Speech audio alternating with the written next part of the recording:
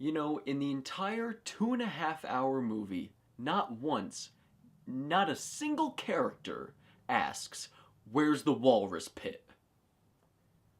I'm just saying it's a missed opportunity if there ever was one.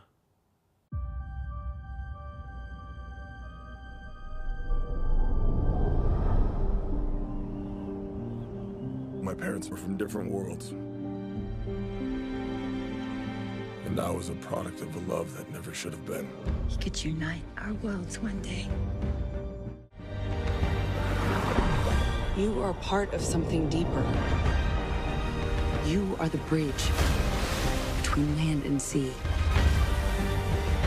Take your rightful place as king. But what could be greater than a king? A hero. Alright, so Aquaman is about Arthur's half-brother Orm trying to create an alliance with all of the 7 kingdoms of the ocean so they can then take over the land world or destroy it. I'm not really even sure. A lot happened in this movie. Mira and Willem Dafoe's character get Aquaman to go on this quest for the magical golden trident that would prove that he's the one true king, give him the power to rule Atlantis, and hopefully the land and the ocean worlds can be at peace.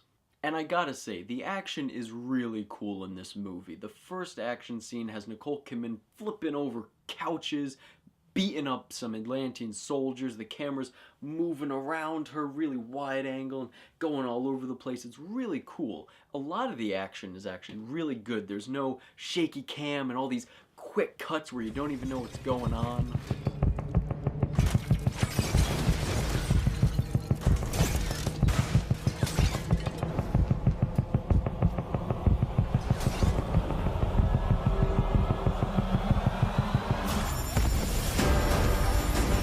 And there's this really cool shot of Aquaman and Mira. They're jumping off of a boat that's just getting swarmed with these fish monsters, and they have a flare. And you can see in the water, it's like this big wide shot, right? It's almost like this, where you can see the water, and they're going down, and you see the red light, and all these fish are just swarming them. You can see the boat and the lightning in the sky because it's a storm. That looked really cool. I think that's my favorite shot.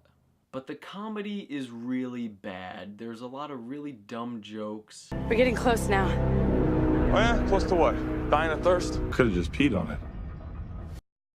It's weird that in a movie about a fish man trying to become the king of all of the fish people and fish and creatures of the 7 seas, that they take it so seriously that there's never a scene where they kind of make fun of themselves a little bit. You know, Mara asks Aquaman, like, "Oh, you can talk to fish?" And instead of him being like, "Yeah, weird, right? But it comes in handy," he's like, "Yeah, you know, sometimes I talk to them, sometimes they talk to me." And then they kind of move on. And not every movie has to be like Marvel, right? Where everything's kind of a joke. You know, I think there's room in the world for a serious superhero movie. But Wonder Woman's a great example of a serious movie, right? You take her seriously, you take the situation seriously, but there's still scenes where, you know, she's trying on clothes, right? And she's trying to kick and move around, and she's trying to figure out where she can, like, hide her sword, and it's goofy, but it doesn't take away any of the seriousness of her as a character or the movie as a whole. There's a scene where Willem Dafoe is explaining the trident, right? And the music's building and it's on him, and he's like, "This is the almighty trident. This was the first king of Atlantis' trident. With this, you will be proven as the one true king." And then it cuts to Aquaman, the music cuts, and he goes, "I already have one of those." And then it cuts right back to Willem Dafoe. The music's up again, and he's like, "Not like this one, you don't." And there's just no moment to let that joke breathe. It's just very quick. So you have this movie that takes itself very seriously, yet there's a scene, I kid you not, where Aquaman and Mera are coming out of the water like a goddamn fragrance commercial with a Pitbull song playing. And I didn't really like the villains. One was just all about revenge, one was about world domination. I'm not really too sure the motives of Ocean Master. I know they talk about pollution a lot, but I didn't think that was the main reason. So Black Manta blames Aquaman for killing his dad, even though the two of them are just murderous pirates, right? Who've just killed a bunch of innocent people, and when Aquaman refuses to save them, he goes, "You must save my papa!" And Aquaman kind of turns back and goes, "Fuck your dad. Like, I don't give a shit. You guys are murderers. I'm out of here." And then from that point on, he's like, "Aquaman killed my daddy. My whole life is now about revenge and killing Aquaman.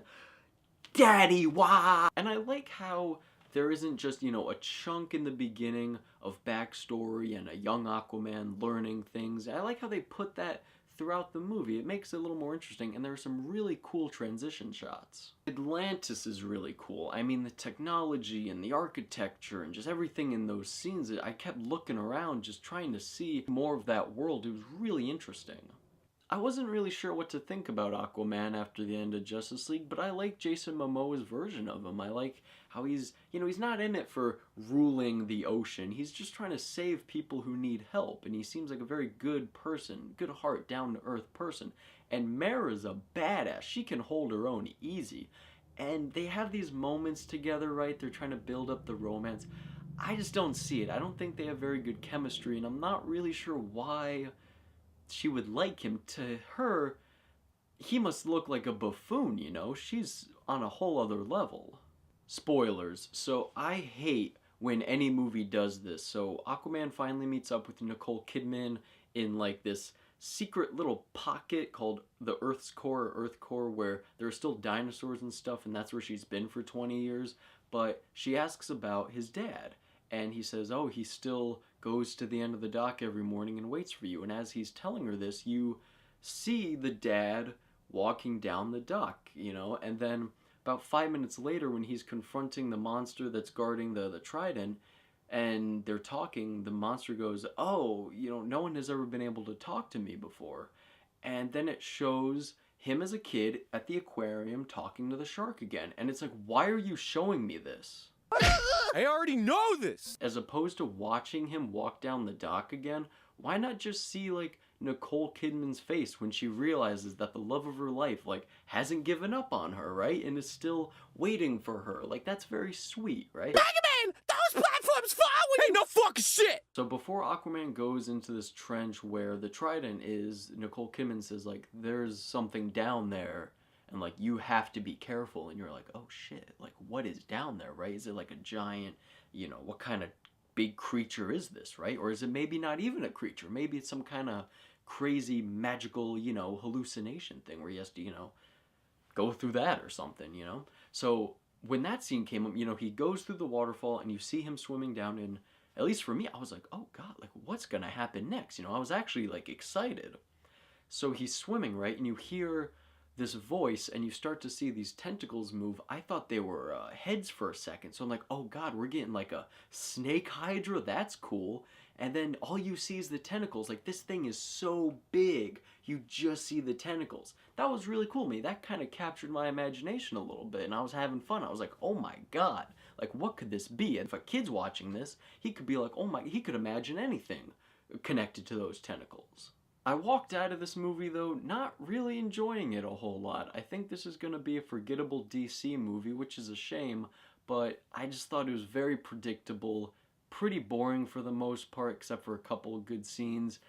You know, it was kind of cheesy. There was a lot of bad acting throughout it, and that was the biggest part. You know, it's a fantasy, it's a superhero movie, and I just found myself bored. These big, colossal fight scenes at the end with fish and sharks and giant seahorses and crab people and all these lights and shit just firing off. I just wasn't invested. I was bored by it, which it shouldn't be. It should be dazzling and fantastical, right? But I gotta say, with a really cool world that it's in, good action, good shots, it's okay. Like, it's really not that bad. So yeah, those are my thoughts on Aquaman. I'm not gonna give it, you know, a number, score, or grade or anything like that. It was